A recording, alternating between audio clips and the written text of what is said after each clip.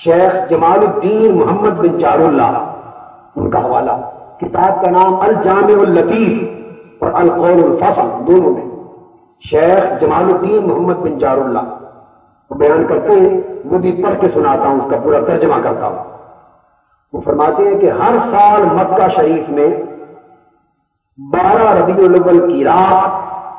اہل مکہ کا یہ معمول ہے کہ مکہ کا قاضی، اس وقت کو کہتے ہیں جو شافعی تھا، مذہباً شافعی، وہ تمام لوگوں کے اجتماع میں آتے اور قیادت کرتے ہوئے یہ علماء اور قاضی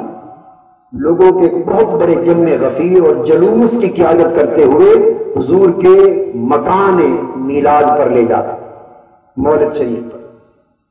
فرماتے ہیں تینوں مذاہب کے ائمہ، فقہا، علماء، فضلاء اور اہل شہر جمع ہوتے،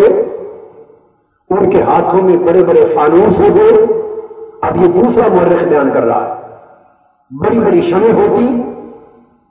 وہاں جا کر مولود میلاد شریف کے موضوع پر خطبہ ہوتا، بادشاہ وقت، امیر مکہ اور سب مل کے دعائیں کرتے،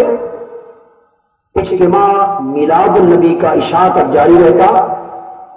پھر واپس آتے صحن کعبہ میں مقام ابراہیم پر جمع ہوتے، دوبارہ دعا ہوتی اور عشاء کی نماز کے بعد الوداع کر کے گھروں کو چلے جاتے۔ جمال الدین محمد بن جار اللہ نے مکہ معظمہ کی تاریخ میلاد مصطفیٰ کے جشن کی بیان کی۔